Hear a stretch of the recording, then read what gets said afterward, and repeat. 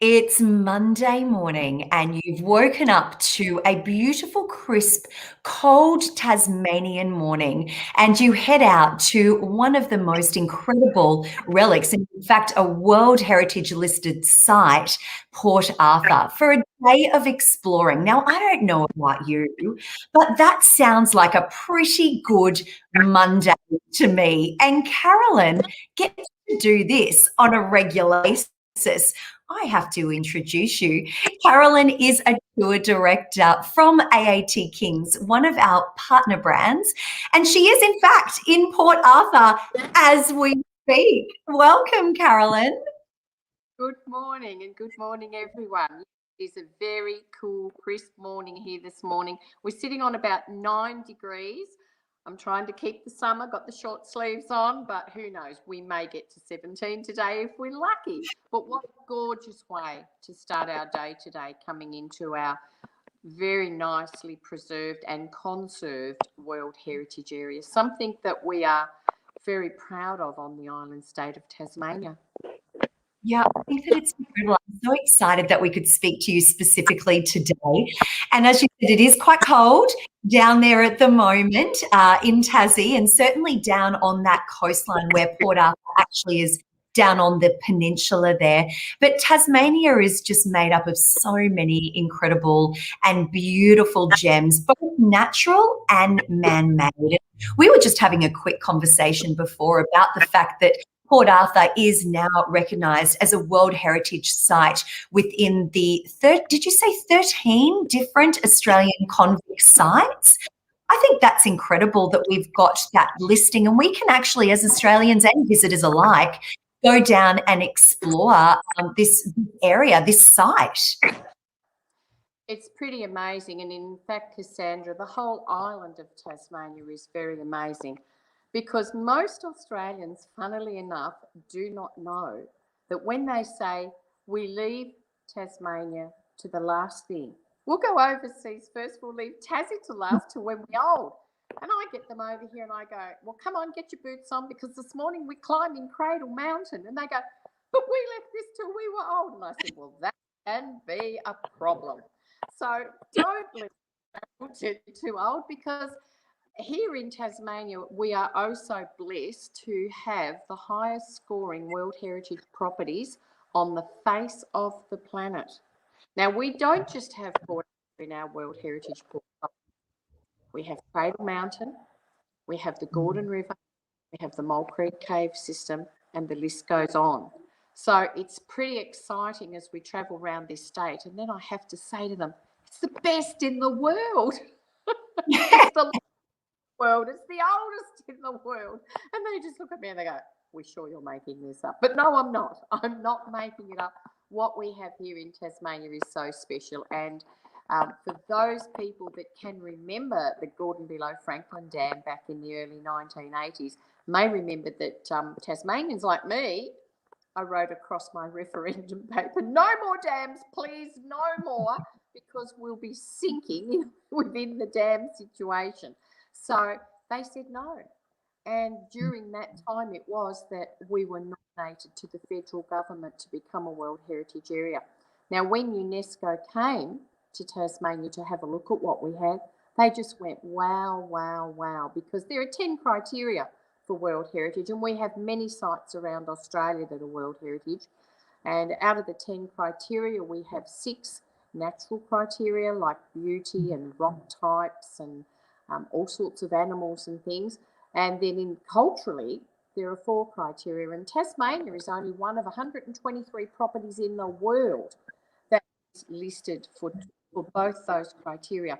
And out of 10 is what you can score, the maximum 10, no 10s in the world, no 9s in the world, no 8s in the world. It's getting sad, but a 10, 2 7s, and that's us. That's us. Out of 10. So Aussies listening today, if you want to see the best, come and see the rest, because down here in Tasmania, we've got the best of what the world has to offer. And Cassandra, I remember just a little earlier, I was telling you about all the fun we have on our tour, and we have a beautiful couple on tour that came to Tasmania to see the Wilderness World Heritage Area and experience the beautiful Gordon River. And on that Gordon River, I showed them a tree that's older. It's been around since before Christ was born. That's how old those trees are. They live to be between 4,000 and 10,000 years old. Very impervious to water. The convicts were sent there just before they came to Port Arthur. They were sent to Sarah to build ships out of this huon pine. Now, teredo worms hate it. It's got an oil in it that makes it float. It's pine and it's light, and we presented them with a beautiful gift encased in huon pine. And what better gift could you give someone a couple that have spent 60 years together to be getting a piece of timber that will outlive them and every person that comes along for the next 2,000 years. So it's pretty amazing. I love that story, Caroline. And I absolutely love that they've come to celebrate their wedding anniversary in Tasmania and with you and with the tour group.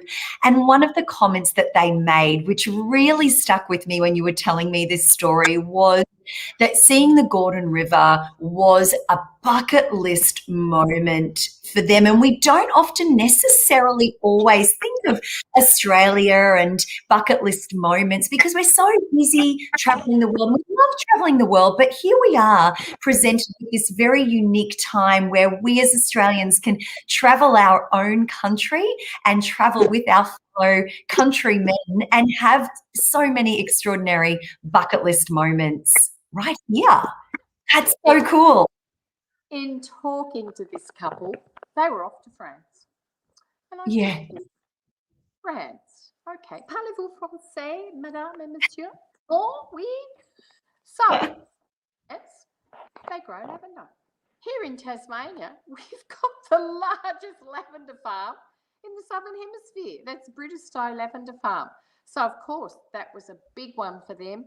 And right in that area where we have the British-style Lavender Farm, we also grow the most amazing grapes for, I'll say champagne, but really it's sparkling brut. And I'm sure you never read this, but just 2 weeks ago in that very same area near that Lavender Farm, a brand of champagne that we make here has won best champagne in the world. So we rival France for our beautiful wines and sparklings, and we rival France for the productivity of our lavandula angustifolia. So we've got it down here. You really do have everything down there. I think that, it's a one-stop shop, as you're saying. And I love your passion for Tasmania. And I know that your family has a very, very strong history in Tasmania. And do you know what? For me, travel is also, it's about exploring, it's about seeing and being in the moment, but it's also about the stories that are shared and the history. And, Tasmania is very much known, and you're right, in one of those sites for our convict history and, so many horrendous stories. But would you mind sharing your story about your family? It's such a great story. I think it's really worth sharing. Well, my story goes back to some of the very first, not only convicts, but chief magistrates that came to this island. So maybe I'll start with the good man. Most people, when they went to school in Australia, learned about the Rum Corps in New South Wales and how the Rum Corps was sacked because they were so corrupt. Well, my great-great-grandfather was the paymaster of that Rum Corps and landed here in Van Diemen's Land with a convict girl. They actually landed about 1 kilometre from where I currently live, unbeknownst to me. I now know that. But his convict lady gave birth to 2 children, and when he went back to New South Wales at the end of his time here, Governor Phillips said, "Get out! I don't want you." And he took the children and the convict back to England. He dumped the convict girl, of course you do, and gave his children to his son George came back, and from George I descend. So descending from the first chief magistrate. But then I wonder, because we have had International Year of Women this week, and I had a beautiful girl, Alice Dowser, all the way from Dublin, so a little bit of Irish in us all, and about 1/3 of Tasmanians have Irish ancestry. And my girl Ali, she came from County Wicklow in Dublin, and Ali fortunately had a first offence. She was 21 and she was found out on the streets of Dublin after dark without a man on her arm. Good job, Pasco. Go straight to jail. 8 months in jail. She went back to her employer after that time as a kitchen maid and stole some fabric. It didn't go well for her. Ali Dowser got 7 years in Van Diemen's Land. Now, sadly, she arrived here very pregnant and came into Hobart Town, where she had to go and learn to read and write, because all convicts had to learn to read and write before they were placed. During that time, she played up. She didn't want to be here. She didn't think she should have been sent far away from her family on the other side of the world. She found herself in the female factory in Hobart. So, girls, how's this? 7.5 months pregnant, Ali Dowser, you are going to walk from Hobart to Launceston. That's a 9-day walk back. Well, halfway, Ali Earth. She had a little boy. She called him Robert, and I recently visited his grave. He passed away when he was 11. Now, she went on to marry a man from Essex, another convict who came here for being cruel to a horse. So there's convict 2. Convict 3 was a Jew from London. And here in Tasmania, there's a mountain out behind the back of Launceston called Jacob's Ladder, and that was my maiden name, Jewish name. And he was given the first grant of land there. He was 38 when he married a 16-year-old free settler from the bride ship, the Phoenix. So down that line I come. Then coming back down here, and we had a Thomas Boyer. Now, he was a very wonderful man from Derbyshire. He was child 18 of his parents. He joined the British Army. He caught the bubonic fever in the time when bubonic plague was just wiping out the young people there, and honourable discharge. Now, he married and had 10 children. Went bankrupt during the potato famine, so the family's starving. They went into the poorhouse. They watched their 4 young children die of starvation, and my heart to Thomas Boyer and his wife Elizabeth, because what could they do? He went out. Very at 43 years of age, to be torn away from your wife, your 6 children, and be sent to the other side of the world thinking he's never going to see them. He's such a good man. He works really hard. He gets a grant of land. They name another town after him, and he applies to the government to bring his wife out and the children. The youngest child is 18, but unbeknownst to him, she's had another child. She called her Carolyn. How funny. I'm named after her. So that name has through the family line. And it's been so wonderful just in recent years catching up with the relatives. They had another child. He was 54 when their last child was born here in Tasmania. So I could go on, but I have 8 convicts, 12 free settlers, and my heritage from those convicts is absolutely everything, because what is a Tasmanian? Well, a Tasmanian is a person from all over the world. So having now looked at my heritage, I'm Norwegian, I'm Swedish, I'm French, I'm English, I'm Austrian, I'm Belgian, and I call myself Tasmanian. So that's where my heritage comes from. I forgot my 25% Scottish. I better not leave that out, because we had you better include that. That's very important. I think, there's something really interesting and fascinating about one's family history. And when you can tie it into the history of a country in whatever format that might look like for you, I find that extremely fascinating. But thank you so much for telling your story. I know that there's so many more stories down in Tasmania that you explore and talk about and go into when you're on tour with your group. Let's talk about being on tour for a little bit there, because one of the most popular tours that we certainly see with AAT Kings is the 10-day Wanderers. And I know that you're about to start one of those in a couple of days. And the best part is, we are very, very COVID safe here in Tasmania, and we are very, very COVID aware. And I laugh when people come through the airport, they say, "Oh my goodness, you're airport people." And I go, "Yeah, but hey, we've got no COVID." So thank you, airport people. That's just been wonderful. But coming on to a 10-day tour, On this particular tour, I think I've got about 39 passengers, but I'll have 42 on Wednesday, and they're coming from Australia only. And of course, they have to meet criteria to enter.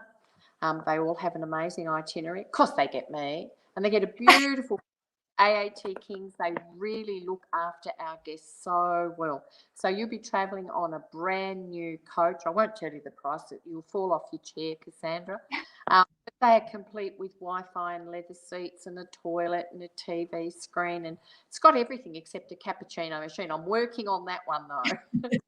But friends that people make when they're on tour, it is amazing to take a group of 42 people on the first day, and within 3 hours to have them melded and moulded together. And we're travelling in this crazy world that we're living in. We travel in a travel bubble. And as such, we're each responsible for ourselves, but we're each responsible for looking after our fellow travellers. So we make sure we're doing all the right things with signing in and sanitising and being careful with utensils and all those things, because it's all really important. And our coach is COVID treated every single day. And for us, as road crew here in Tasmania and as Tasmanians, we want to keep the rest of the island very safe. We're so thrilled to have our visitors back on the island, because tourism has actually been our largest industry since 1882. So COVID has knocked us around a lot, but we're just thrilled to have everyone back, and we're so thrilled we've got our wheels turning on the coach. It's great. It is. It's so exciting. The 10-day itinerary looks amazing because there's really, I mean, it's all of the highlights really on that itinerary. But what have you found to be some of those wow moments where people come away from that itinerary and go, oh, we'll never forget this. That was the best day. Give me a couple of those examples. Starting on our second day out, the Mount Field National Park and the Russell Falls waterfalls. At the moment, they're stupendous. They're ones that we can get to. We've got lots, but we take you to the ones that we can get to. We climb up and over the Central Highlands. We view mountains from afar. We then get right underneath those mountains at Cradle Mountain.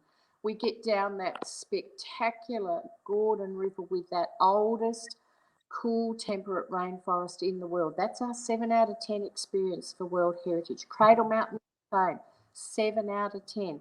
We then head up into the farmland, and we're touching on the largest area of dairy farming in the state. We then head down through to Launceston, where we're looking at our history and our heritage, and we're cruising rivers and down to the east coast.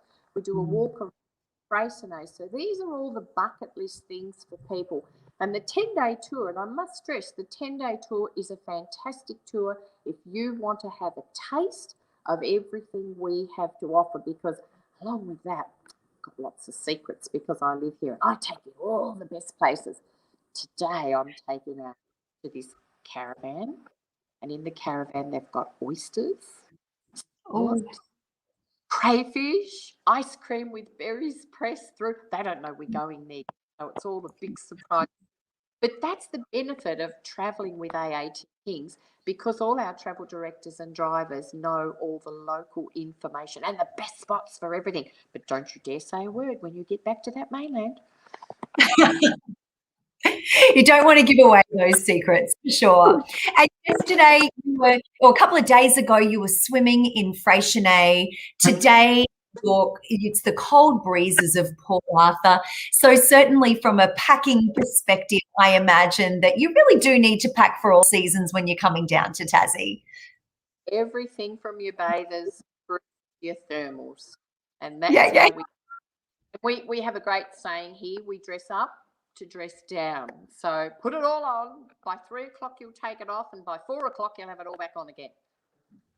Good to know. Good to know. You know, Carolyn, as you've been speaking today, we've had so many notes and comments here. You know, Tam says, love Tassie. I visit most years. Laura can't wait to start exploring Tasmania. Best oysters come from Tassie. I can only hear some great things and some magnificent adventures. And I am going to say a big thank you to you, because honestly, I could talk to you for hours. You know that we did. But We need to keep it short today. Thank you so much. Hello to all of your passengers on tour with you now. Enjoy your time at Port Arthur with the specialist guides, and I look forward to seeing you again soon, hopefully. Okay, Cassandra, it's been a pleasure. Come and see us, everyone. We're Yeah. open for business. We're expecting you. And I must mention to you, too, Cassandra, before I sign off, that this winter we are offering winter tours. So Yeah. if you see snow on the Tasmanian Wonder, come and see us because I can't wait to get you out there in the snow. Hope you can throw a good snowball. Yeah. And on that note, we'll finish up. Thank you so much, Carolyn. Have a wonderful day. Thank you, everyone.